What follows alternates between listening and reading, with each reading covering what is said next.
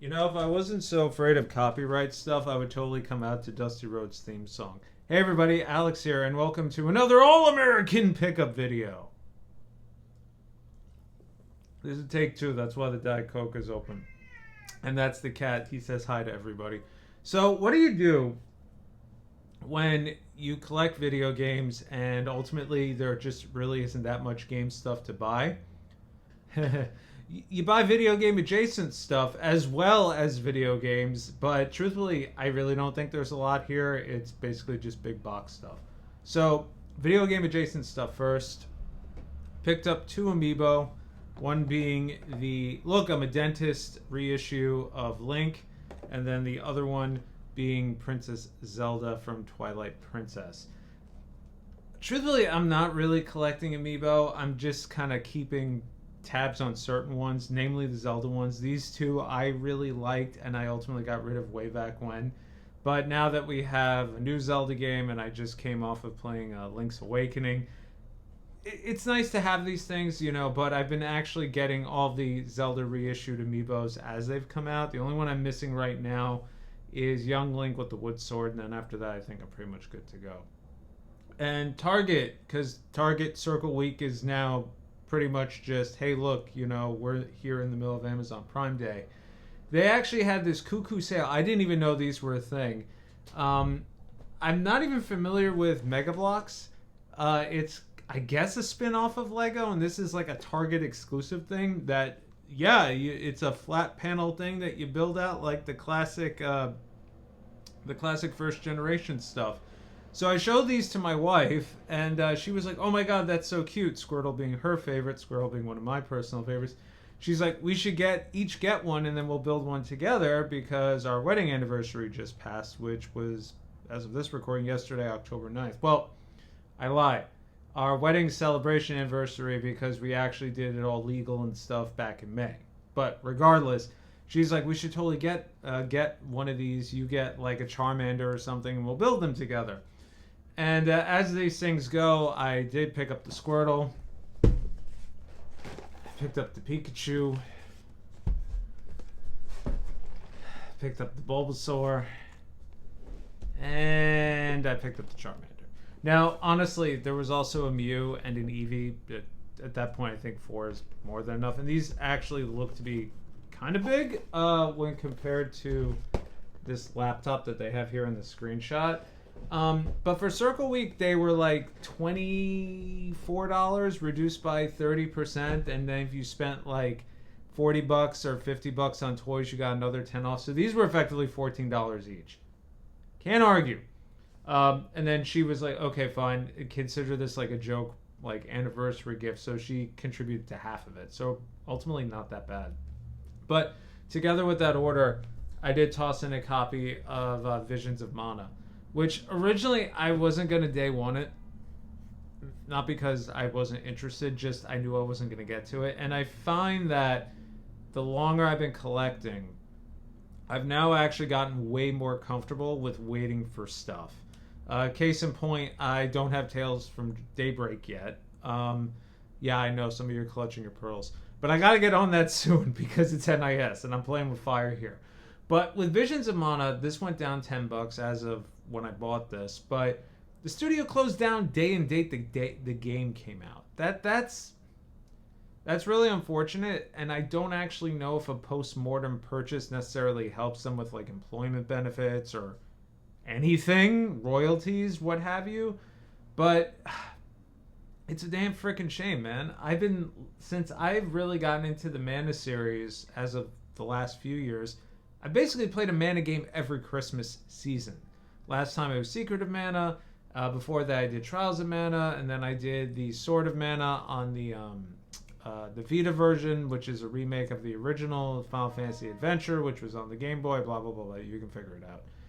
And I was actually planning to play this one around Christmas time. I figured by then it would have probably gone down in price with Black Friday and all that, but with this recent news, I was like, can't be a jerk. Can't be a jerk. So I went ahead and got it. And it looks to be a step up from Trials of Mana, which I really enjoyed. Also, this was on like super ultra liquidation clearance sale for like $6 from VGP, and that's Tales of Symphonia. And I played this last year, actually by way of the GameCube on a Wii U using unscrupulous means to play it on the Wii. Anyway, there was a lot of, I'll say, drama when this version came out. This should have been the definitive version, but it's based on the PS2 version, which runs at 30 frames per second. The GameCube version runs at 60 frames per second. I don't need to go down this whole rabbit hole. Ultimately, even the PS4 version of this had to get patched. The Switch had it really rough, but the PS4 version had to get patched just because they basically slapped a bunch of stuff together and just said it's Tales of Symphonia, it'll sell. It did sell, and people got very upset. And now Bandai Namco, or Namco Bandai, whatever they are now. Yeah, Bandai Namco are doing a remake of Tales of Graces F as of this recording. I really enjoyed Tales of Graces F. I wish I could have said the same about Symphonia. I was really slamming my head on a table towards the end, just because I think if I had played, and I believe I said it in the video, I think if I played it when this was new on the GameCube, I would have thought this was the best thing in the world. But having played a bunch of newer Tales games and a couple older Tales games and getting like a mishmash, as well as just seeing like where the tech has gone and everything else, it just feels so freaking archaic. I don't know if there's any QOL stuff in here like speed up or whatnot, but hey, it doesn't have 60 frames. But I'll be honest with you, even playing the GameCube version, I really didn't notice much of a difference. Now this game I did buy day and date, and that's Dragon Ball Sparking Zero. Those of you guys who know, Budokai Tenkaichi 3 on the Wii is like one of my favorite licensed anime fighting games of all time. Famously, my best friend and I, we had a match on New Year's Eve, and our house rules are you can pick any character, but you can't pick a Super Saiyan or anything like that. You have to start the base form. If you want Super Saiyan level 3 Goku, you actually have to get to that within the match. Same thing with fusion characters. You can't go in with Gogeta or Gogeta or Vegito or Gotenks or anything like that. You have to start with the two guys, put them in your group or on your team, baseline, do the fusion dance, get enough power to put on the Potara earrings, all that stuff. So I told him this was coming out, and he was very excited for it. He was like, okay, when I come over, we're going to have, D-tier list character match. We're talking like Pan, Videl, Popovich, Calorie, Mr. Satan, like all that stuff, because we just have so much fun with this game. But on that particular New Year's, I had a bunch of friends over from Final Fantasy XI, and, they were watching to his play, and I explained, he and I have known each other since the 4th grade.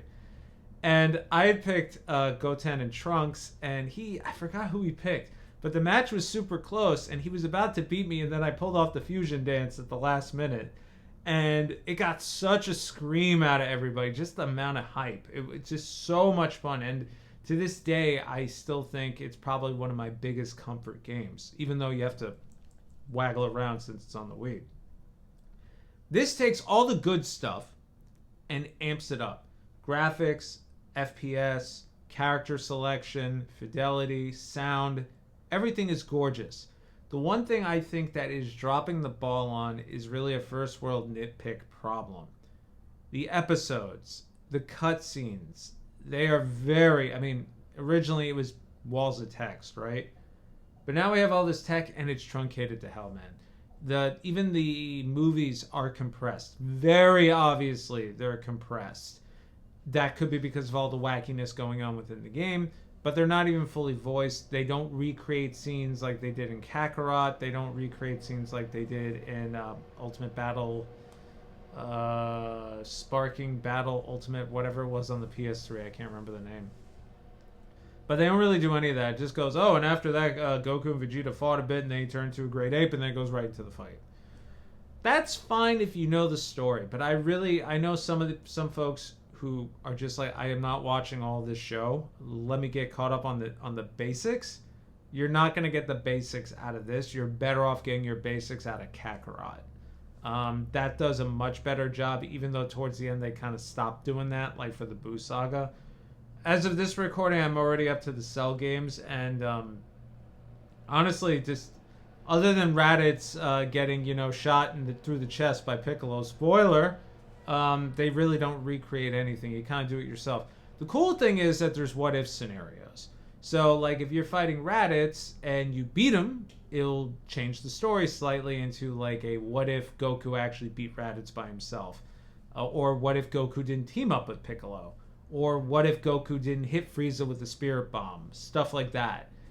It's fan servicey stuff. It's not really going to change the world or anything like that. And yes, for those of you who had this, I did pay for the Ultimate Edition to play this 3 days early.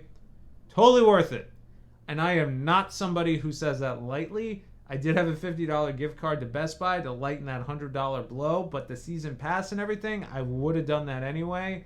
I did that with Fighter Z or Fighters or whatever the fuck you call it, because I enjoy Dragon Ball fighting games a lot. And I realize over time, as much as I like my side-scrolling fighting games, my anime-based fighting games and all that stuff, if it's not Street Fighter, and it's not Soul Calibur, and it's not Dragon Ball or BlazBlue, I'm kind of good. Or SNK. Yeah, okay, now we're up to 5.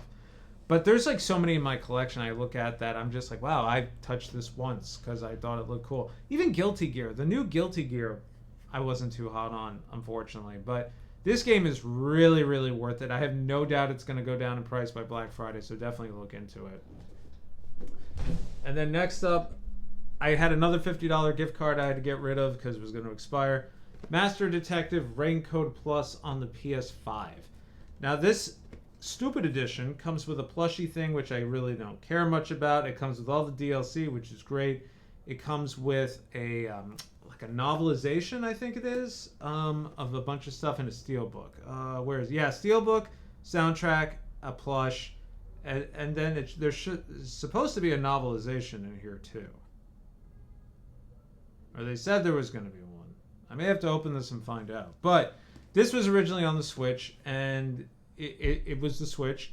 And basically, this is the fully realized version with 4K resolution, cleaned up and everything else. Even me, like, looking at it graphically, it looked like, kind of like AI the Somnium Files. I love those two games.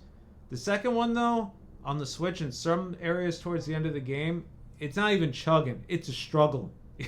Like, really bad.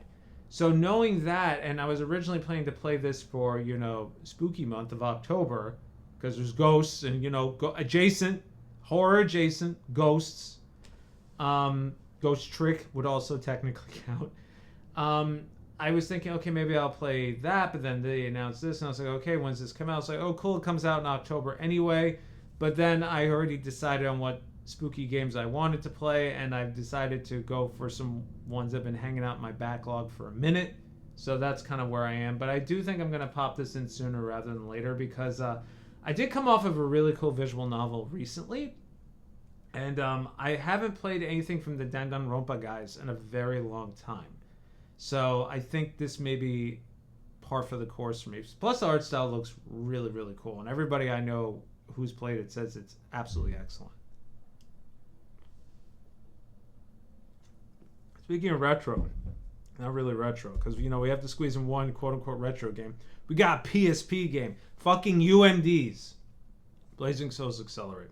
An Idea Factory Neverland strategy RPG. There's a whole big series on it. I have no idea where it begins or ends. I was looking at this at GameStop way back in the day. Never picked it up because it was always like $30 for whatever reason. Caught Book Off slipping, and they had this at like $19.99 or something like that, which is like $10 less than it usually goes for. And it was one of those things where I'm like, am I super duper interested? No. Is this a first world problem? Yeah. Fuck it. Let's just get it. I'm never going to see it for that price ever again. And as a matter of fact, that was reduced because this had been chilling on the shelf there for the better half of like 6-7 months or so. And then finally, we have a stack of Wii games for the All-American Pickup Video. I may have shown this one, some convenience store visual novel about running a convenience store. Shut up, Leo. We have Aichu Chibi Edition. This is a visual novel idle game as well as a rhythm game. Interesting combination considering B Project, which I may have shown in the last video, is kind of the same thing. Two idle-based visual novel games with some rhythm. I think this is the only one with rhythm game mechanics. This one I think actually has licensed music in it or contributing music by actual licensed bands, I think. Another visual novel. This is Alice, I believe I think it's Alice. I forgot the full name. Alice. I forgot the full name, but all in one. This is yet another visual novel. I believe it's an otome, and it was originally not available in English, but they actually patched in an English patch. Patched in an English patch. Wow. Patched in the English language for the physical release. So I think on the eShop this is normally like $80 to get it with the English on it, but I found this on eBay for $40. And I checked in, the patch goes in, no problems whatsoever. Cupid Paradise, Sweet and Spicy Darling. This is a fan disc for another otome visual novel. Fourth wall breaking. Leo, you're absolutely right, man. You're saving so much fucking money. This one I got a while ago. Mercenary's Lament, Requiem of the Silver Wolf. There have been so many of these, and truthfully, I've only played the first one. I am as bad at playing these as I am with the Atelier games, but I love me some strategy RPGs, man. Luigi's Mansion 2 HD. I may have shown this in a previous video. Truthfully, because I have to put this stack away.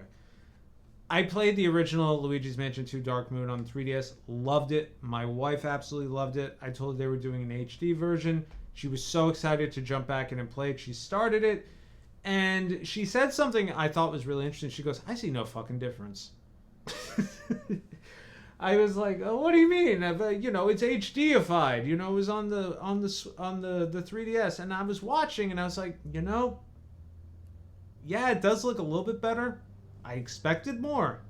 But part of the charm of the 3DS version was the aesthetic. Kind of lost. But at the same time, it's also kind of nice just to have Luigi's Mansion all in one place, you know? And they're good games, especially since we're in October. Legend of Zelda, Echoes of Wisdom. Got this through a deal with Best Buy. It was buy two, get one. That's where a bunch of these came from, actually. And the return of I Am a Dentist Link, kind of. Haven't played it yet, obviously, but I am very interested in the, puzzly mechanic that they have going on for this entry. I think it's kind of interesting. And I am also very happy to see that Nintendo is kind of doing that alternate thing that I mentioned a long time ago that I would hope they would do, where they do a 2D overhead thing and then a 3D thing and then go back to a 2D overhead thing. I really think they're playing to both sides of the coin. But with this mechanic, a few people I've spoken to really like it. Some people really don't like it. And in the case of one of my friends, basically he's like, I just found a mechanic that worked and I just exploited it all the way to the end. But I think that kind of goes into the whole Breath of the Wild and Tears of the Kingdom thing. You're rewarded for creativity and thinking outside the box and coming up with your own solution. I think that's what they're trying to do, and maybe Nintendo's testing the waters on the 2D market, or demographic rather, by incorporating that into this game, but we'll see. I personally like it, but I also see where, and this drives my wife nuts, where sometimes playing a game, if I notice something is a little wonky, it's not that I try to break it, but I'm like, if I can exploit it, I'm going to do it. Super Alloy Ranger, this was part of the buy two get one. Kind of like a Mega Man game, but you pick between, I think, 3 different Rangers, and they all have distinct abilities. Ace Attorney Investigations Collection. I have the original one on the DS, and I also have the Japanese version with the fan translation on the DS as well. My wife played the original Investigations. She started to play the fan translation too, but the writing was too different for her. She's a reader by nature, right? So she was like, I can tell this wasn't the same team. They tried, but she could tell. So she ultimately didn't finish it, but then when I told her about this, she was like, that's a day one for you, right? And I was like, yeah, of course. She's like, cool, I'm going to play it. And then she decided to play Luigi's Mansion. And then she told me she was going to play Astrobot, which she still hasn't done. And then she told me she was going to play the first game to refresh herself, and then play the second game, so I can't touch this one either. And guess what? It's still fucking sealed. Liar. And then the last one, I cannot pronounce the name of this whatsoever. 7 Days with You, the most precious memory in our lives. Thank God they had English at the top. Yet another visual novel. And there you have it. Those are the pickups for October. I've been Alex, and I'll see you all in the next video. Take care.